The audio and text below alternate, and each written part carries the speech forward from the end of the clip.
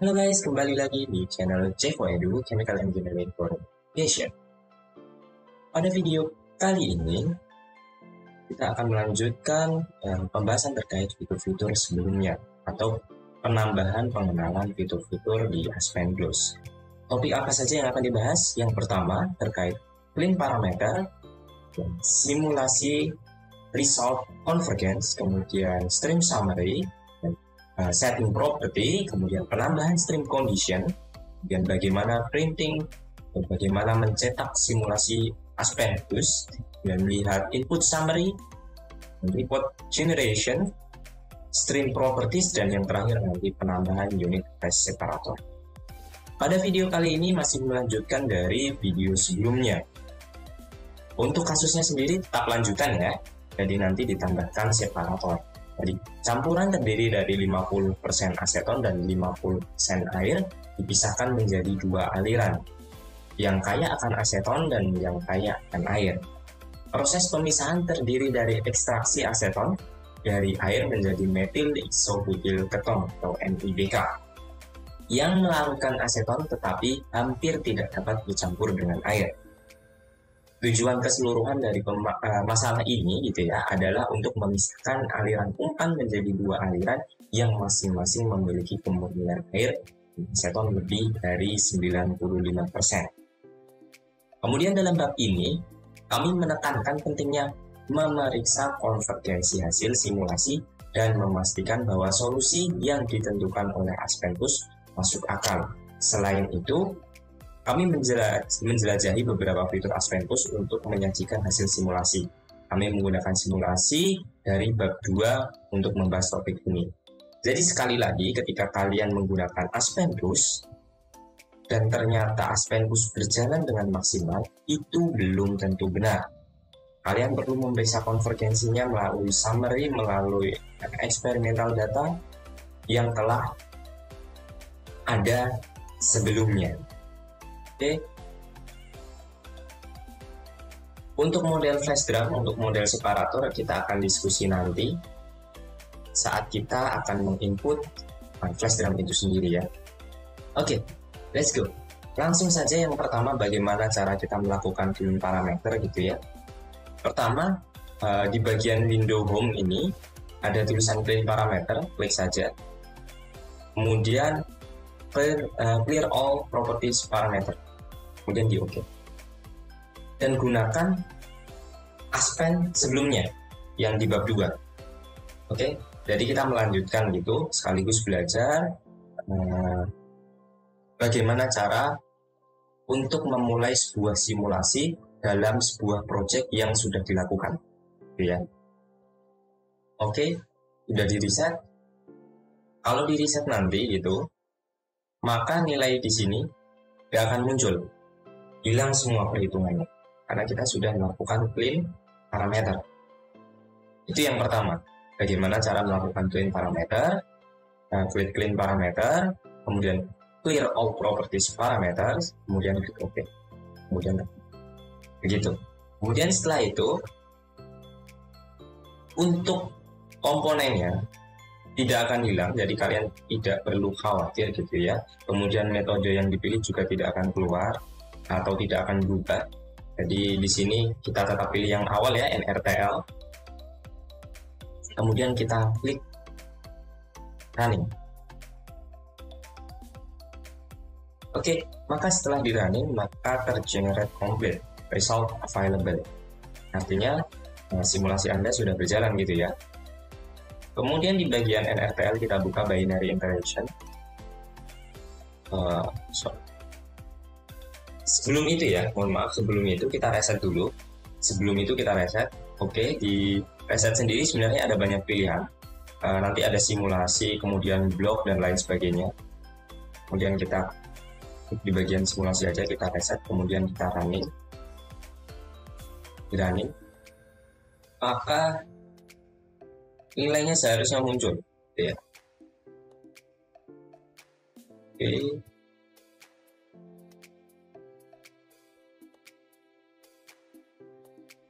Input manual aja. Biasanya inputnya otomatis ya.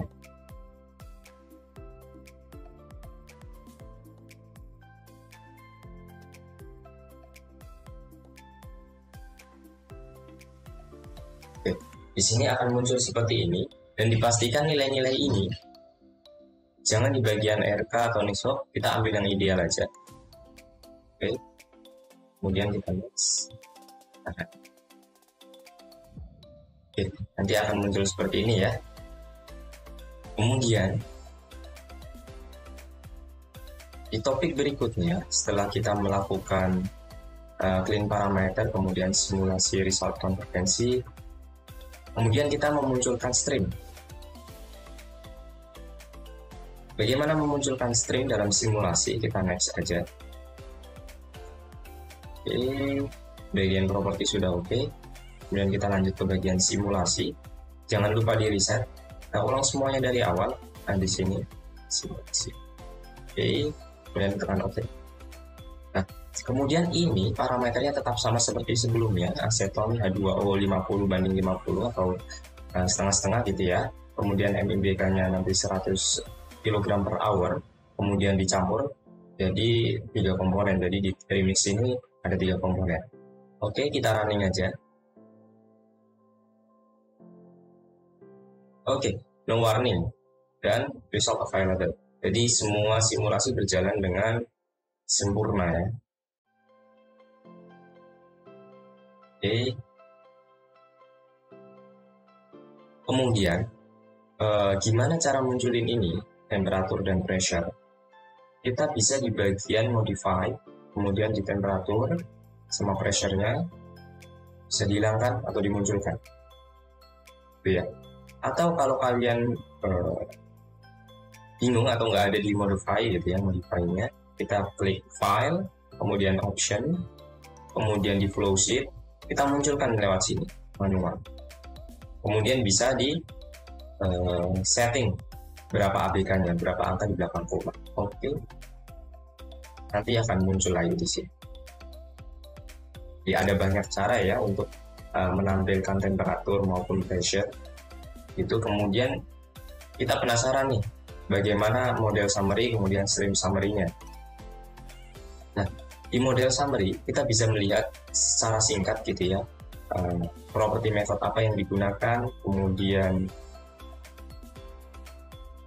outlet temperaturnya berapa, vapor fraction-nya berapa, ada banyak yang bisa dimunculkan. Jadi ini secara ringkas gitu ya tampilannya. Kemudian kita juga bisa melihat stream summary. Stream summary bisa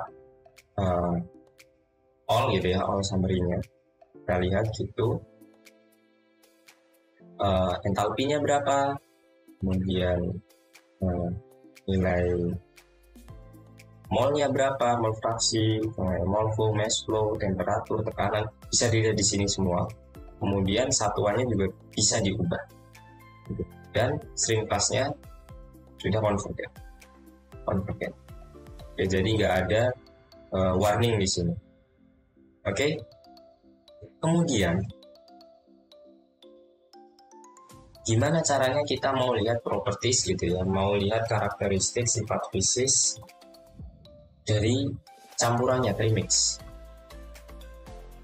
Jadi kita mau nambah nih outputnya biar nggak cuman tadi, kita mau nambah output sesuai requestan kita. Maka kita buka di bagian property set gitu ya, property set. Kemudian ada banyak sekali pilihan di sini. Ada design, kemudian thermal, kemudian export gitu ya. Nah, kita ambil yang export aja, kemudian kita ambil contoh Romax, berarti nilai densitas gitu ya, terus Max, punya viskositas, kemudian Sigma Max, kemudian DMX gitu ya. Oke. Surface tension, yaitu tegangan muka, kemudian ada koefisien difusinya. Kita request di situ aja. Kemudian jangan lupa ditambahkan gitu di bagian setup, kemudian di bagian report option, kemudian masuk ke bagian stream, kemudian property set, kemudian pilih salah satu yang tadi kita sudah set gitu ya, export. Exportnya kita klik 2 kali atau bisa klik sekali, terus tekan arah panah kanan satu ini, tag gitu, kemudian close. Oke, udah sampai sini, kemudian kita next running. biasanya di stream summary, di stream summary-nya akan muncul gitu ya. Tapi kalau misalnya nggak muncul, tenang aja, nggak usah khawatir. Kita bisa manual. Kita bisa manual di bagian analisis, kemudian stream properties. Nah, di stream properties ini kan kita cuman mau lihat bagian reference streamnya gitu ya, dari karakteristik stream yang output campuran dari 3 komponen itu gimana. Nah, kita bisa pilih remix, kemudian export,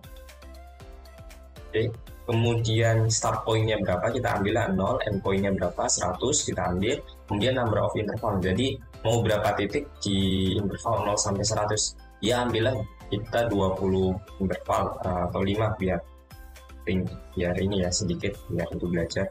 Nah, kemudian pressure-nya kita ambil 1 atm, kemudian setelah itu kita akan analisis. Nah, nanti akan muncul seperti ini grafik. Kalian bisa belajar melalui grafik atau membaca tabel. Kadang ada beberapa orang yang lebih suka baca grafik gitu ya, maka ditampilkan gitu grafiknya. Atau kalau misalnya mau baca tabel, tinggal buka bagian result, nanti akan muncul di titik 20 derajat Celcius dimana karakteristiknya. Dan ini hanya untuk di remixnya aja. Oke, sekali lagi di remixnya aja. Nah, kalau statusnya masih seperti ini, kalian bisa running dulu gitu ya, di running, kemudian propertiesnya kalian run lagi analisisnya. Nah, nanti status warningnya hilang komplit. Oke, gitu untuk bagian menampilkan analisis data gitu ya, dari sebuah senyawa yang kita buat sendiri, kita modify sendiri. Nah, di sini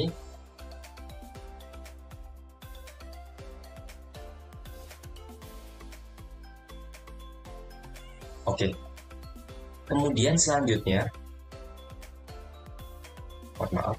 kemudian selanjutnya kita akan bahas terkait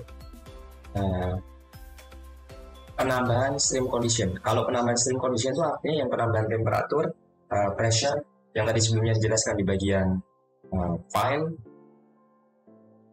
kemudian option, kemudian flow sheet, kemudian ada banyak sekali, ada heat work, volume flow rate, mass flow rate, mole flow rate, pressure, temperatur, itu kalian bisa inputkan untuk ditambahkan di flow sheet kalian gitu ya. Kemudian selanjutnya bagaimana melakukan printing simulasi di printing di Aspen Plus. Jadi kalau kalian sudah punya pekerjaan kalian di main flow sheet gitu ya, terus kalian mau melakukan print gitu ya, misalkan tinggal tekan file. Tapi sebelum tekan file kita harus lihat bagian view, kemudian page break gitu ya. Tapi sebelum di page break itu kita reset dulu page breaknya, karena sebelumnya sudah dilakukan page break, kemudian tekan page break. Tujuannya apa? Nanti bisa muncul seperti ini. Kita reset dulu, reset sekali lagi. Nah, setelah di reset nanti akan presisi, akan menyesuaikan lagi di blok-blok yang terinput sebelumnya. Oke. Dan sekali lagi, Aspen itu hanya sebagai alat bantu. Jadi kalian kalau misalnya Aspen sudah running, merasa benar gitu ya, kalian perlu cross check lagi konvergensi dan eksperimental data. Jadi seperti apa datanya? Oke. Kemudian kita print, tinggal di export atau di bagian print sini, kemudian kalian print gitu ya, dalam bentuk apa. Itu kalau kalian mau print. Nah, selanjutnya kalau kita mau lihat nih summary input apa yang dilakukan di Aspen Plus kita, di project kita bisa lihat di bagian input gitu ya. Bagian input, nah nanti bisa kita lihat apa sih yang kita input di bagian Aspen gitu, di dalam Aspen. Nah, seperti ini ya. Pertama, unitnya yang kita input apa aja. Kemudian property metodenya disebutkan juga. Flow basis for inputnya apa, kita pakai mol flow gitu ya. Kemudian untuk database-nya kita tadi pakai macam-macam gitu ya, dan kita pilih yang bagian ideal gas gitu ya. Kemudian komponen yang diinput apa aja, flow sheet-nya. Flow sheet artinya blok yang dimasukkan, kita pakai blok mixer 1. Dan masih banyak lagi gitu ya yang input. Ya, semakin banyak yang kalian input, maka input data yang keluar di sini akan semakin banyak gitu. Kemudian selanjutnya yang tidak kalah penting lagi di bagian report. Bagian report ini ada banyak pilihan. Kita ambil yang all aja, kemudian tekan OK. Kemudian kalian akan mendapatkan summary dari pekerjaan Anda, gitu ya. Summary dari pekerjaan Anda. Ini kalau misalnya kalian print all. Nah, kalau misalnya dirasa terlalu banyak, kita cuma pengen bagian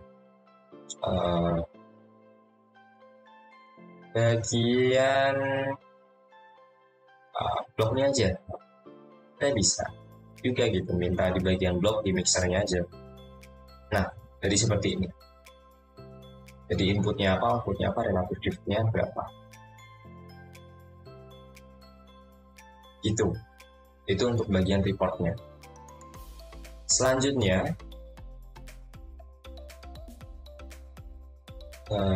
report generation udah, kemudian stream properties ya. Stream properties tadi yang penambahan export gitu ya. Kalian bisa melihat grafik ataupun tabel dari senyawa yang kalian buat, properti senyawa yang kalian buat. Selanjutnya di bab berikutnya kita akan menambahkan unit phase separator. Unit phase separator itu apa sih? Oke. Jadi kalau di Aspenco sendiri ada bagian blok sendiri, bagian separator, dan terdiri dari 5 macam separator. Flash 2, flash 3, decanter, set, kemudian set 2. Ini tentu angka-angka ini ada fungsinya. Nah, seperti yang saya janjikan sebelumnya, ya, kita mau lihat apa aja sih sebenarnya masing-masing fungsi dari separatornya. Oke. Ini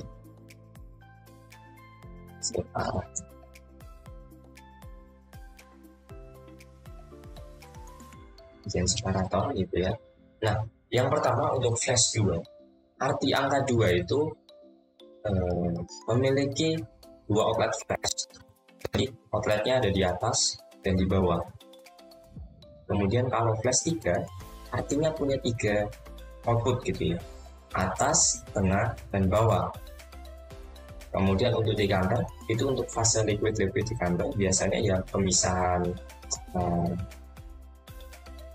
minyak dalam air ya, intinya senyawa yang tidak bercampur loh, yang densitasnya beda dan tidak bercampur. Kemudian separator gitu itu multi outlet komponen jadi multi outlet, dari keluarannya bisa banyak gitu ya. Kemudian SEP 2 itu outlet komponen separator, jadi ada 2 outlet komponen di separator itu. Nah, nanti juga yang diinput di sini, data-data yang diinput di sini akan berbeda karena fungsi parameternya, prinsip kerjanya beda-beda. Nah, kemudian tujuannya apa? Untuk flash 2 itu menentukan kondisi thermal phase, sama untuk flash 3 decanter menggunakan thermal phase juga. Jadi thermal itu kondisi thermal, kemudian sama fasenya gitu. Kemudian separator pemisahan komponen outlet stream menjadi beberapa outlet stream gitu ya. Jadi dari input sebuah komponen kemudian dipisahkan jadi beberapa, misal bisa kayak destilasi gitu kan, biasanya input kemudian dipisah jadi beberapa. Kemudian pemisahan komponen di set 2 itu pemisahan komponen inlet stream menjadi 2 outlet stream.